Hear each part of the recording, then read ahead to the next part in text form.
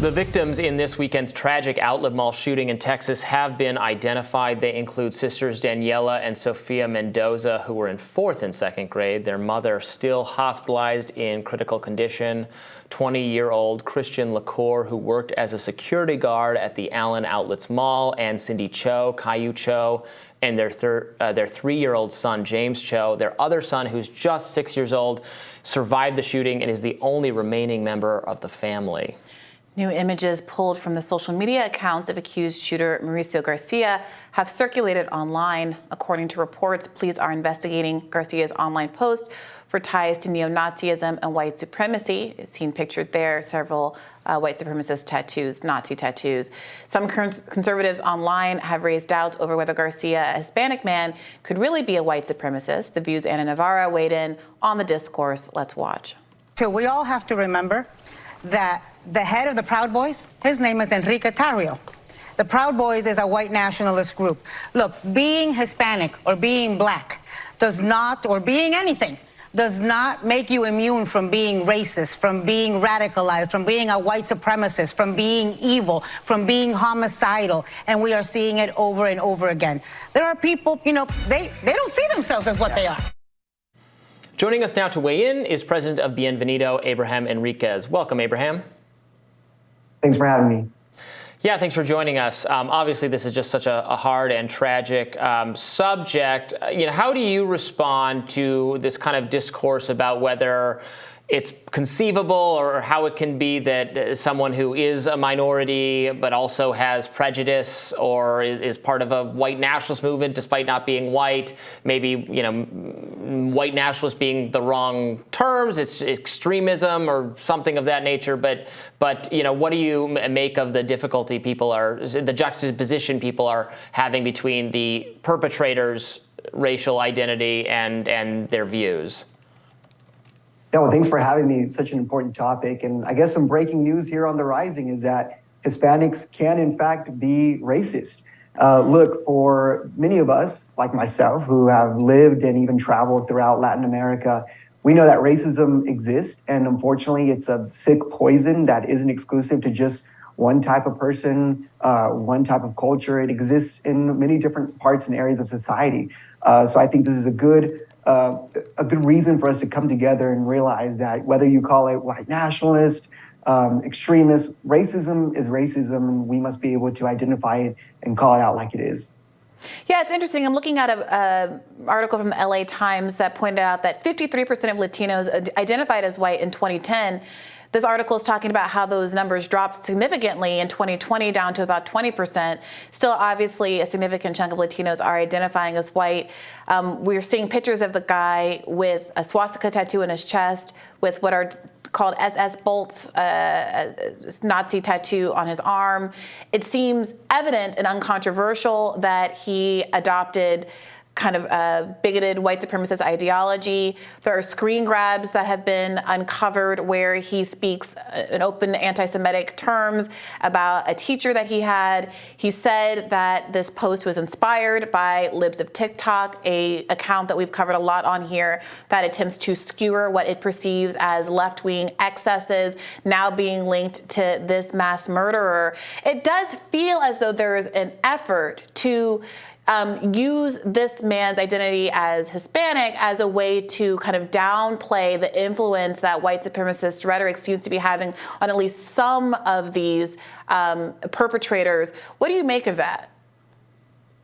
Look, I am very concerned on some radicalism that's happening on the right, but I also see some similar pathologies that are being normalized on the left. For instance, just back in March, we saw a transgender individual completely shoot out a Christian school in Nashville. And the left response, instead of talking and raising awareness to the mental health problem that is found in the transgender community, they almost celebrated and elevated those standards. And so I think that as a society in America, we're at this very dangerous crossroad in our time in history where we need to pour resources and really look at the problem that's going on in America. And that is, we have a serious mental health problem. here in Texas, as we saw over the weekend with the Allen shooter, but as well in Brownsville, Texas, where a Hispanic individual just crashed his car into migrants waiting at a bus stop. I think it proves to us that there needs to be a very serious conversation where we go from now, right? We can't ban all guns, and we definitely can't ban all motor vehicles. But what we can do is discuss a serious problem at hand. More than 6.8%, there was a rise of more than 6.8% of Latinos from 2018 to 2021, an increase in mental health disorders such as suicide, anxiety, and nervousness. And so I think that we need to figure out, where do our priorities lie?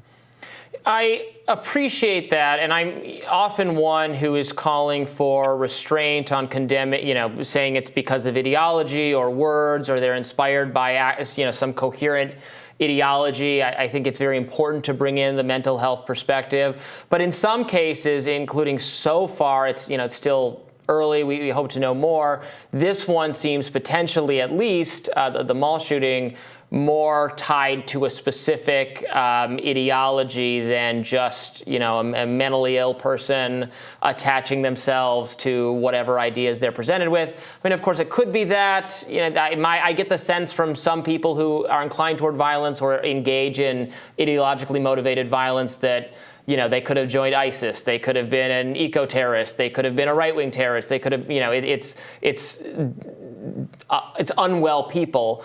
But that's probably cold comfort to victims or to people who see this violence in their communities. And in this case, it does seem tied specifically to the far right. So I don't know. And we can also say, well, we need mental health solutions. But what is that actually? Is that a way of what does that entail? What are we even talking about when we bring that up?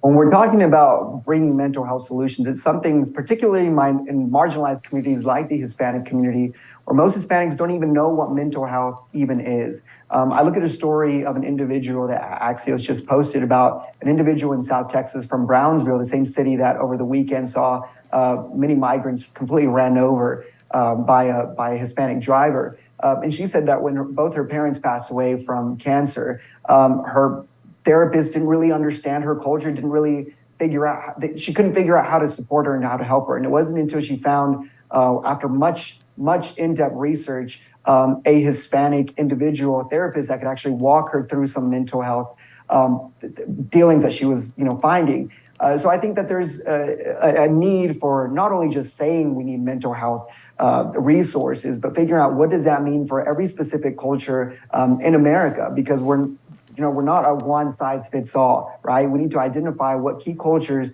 are in this country and what their needs are, and putting people that look like them, sound like them, come from the same background to be able to walk them through, some of the crises that they're dealing with. Particularly, we understand that 68% of individuals, young individuals that identify as LGBTQ, say that they suffer from mental health crisis. Right? Are we just going to let those individuals be without support or the system of support that they need in this country? So the man who brutally killed all these people at this Allen, Texas mall, including almost an entire family, including one of their children, these two young girls, this tragic event. We don't know anything about his mental health. We do know that he, because of his social media post, was a fan of Tim Pool, a right-wing podcaster. Tim Pool has said in the past, after the Club Q shooting, many people perceive this as justifying the shooting, saying we shouldn't tolerate pedophiles grooming kids. Club Q had a grooming event. How do you prevent the violence and stop the grooming? Seeming to tacitly endorse that. There have been as I mentioned before, social media posts that started. This post was inspired by libs of TikTok, in which the shooter went on to say, I had a teacher who used the class to, quote, promote Jewish mud, diversity, hippie BS. He said the actual word.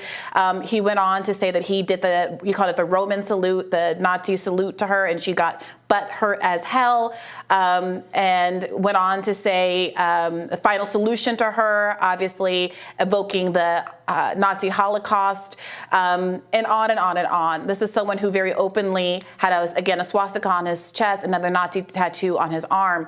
Why can't there also be a conversation about the influence of right-wing ideologies and the various accounts, whether they're libs of TikTok or people like Tim Pool, who have been perceived as validating prior instances of violence against marginalized groups toward whom they have directed hate? Why singularly focus on mental health when we, at this point, have no evidence of this person's mental health, but have ample evidence of having embraced certain right-wing, racist, bigoted, anti-Semitic ideologies?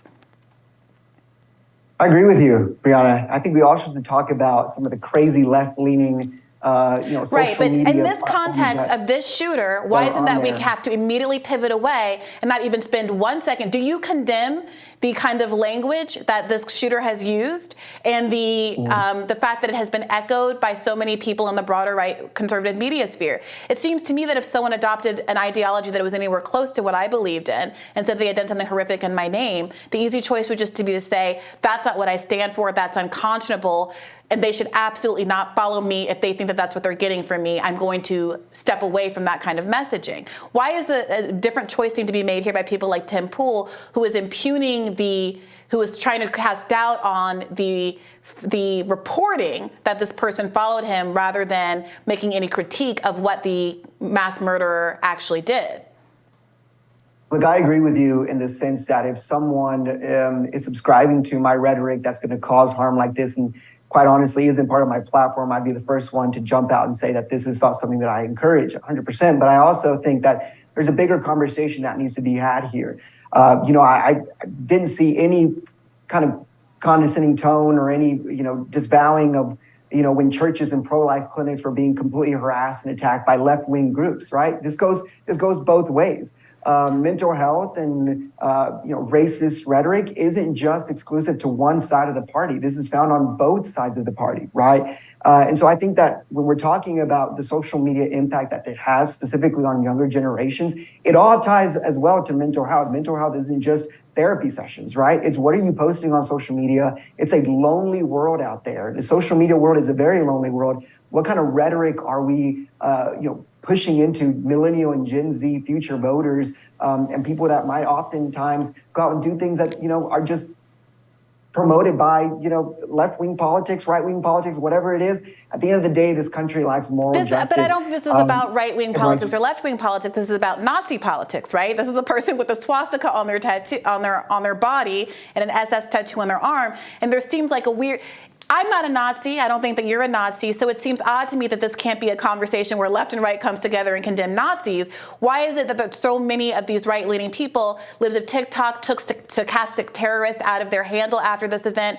Tim Pool has been on the defensive since this happened. It seems to me that if I weren't a Nazi, I would simply say, I don't like Nazis. This isn't about me. Since we brought him up a couple times, as far as I can tell from Twitter, Tim Pool himself seems to be taking the position that the photo of the alleged perpetrator on a Russian social media site is fake. That's what he's saying. That's what I said. So he's impugning the provenance of this photograph as opposed to saying, well, I'm not a Nazi, so if this guy thinks I'm a Nazi, that has nothing to do with me, which would seem to me to be the easy way out of this. Why is this being framed as a left and right issue instead of just a round condemnation of Nazism and white supremacy?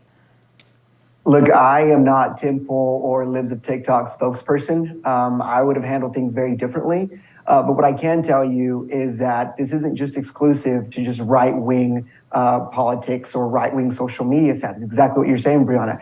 I kind of go back to what happened in Nashville, and there was no conversation around the actual serious problem that was the shooter and the mental health problems that they had, right? And in fact, the left kind of embraced that community and elevated the problems that are found. Who on the left embraced the Nashville murderer? So we're gonna talk about who on the left embraced the Nashville murderer? Who embraced any kind of what is the ideological driver of the Nashville murderer when that you're we're having aware of, concerts and who and celebrating a community and celebrating rhetoric that left an entire Christian school completely traumatized? I'm sorry, you are embracing bad rhetoric. Wait a minute, isn't that analogous? Isn't something that we should be completely condemning, but also we should be condemning any bad unjustified act in America, right? Abraham, isn't that analogous to saying that because this shooter in this case was Latino, saying anything positive about Latinos is embracing Latinos? Embracing or having acceptance of trans people is not the same thing as endorsing what one trans person said, any more than saying that you embrace Latinos is accepting one horrific incident that one Latino happened to perpetrate. So what is the evidence of the left specifically embracing anything that would validate what that horrific murderer did in Tennessee? With that same comparison, you can go back to the Tim Pool and this disgusting, disgraced Nazi sympathizer, active shooter, right? I mean, did Tim Pool know exactly that this guy was, looking at everything he was doing? Probably not. But I think it's not a good conversation, not a good way to go. That now every single time we post something, we have to be extremely cautious and scared that someone's going to act on it. I think we need to have a very serious conversation of, yes, what are the social media impact in society, right? But also the fact that we need to figure out as a country when things are bad to call it bad and not continue to justify and pour celebratory things behind things that ultimately lead this country in a bad route. Abraham, thank you so much for joining us. Thank you.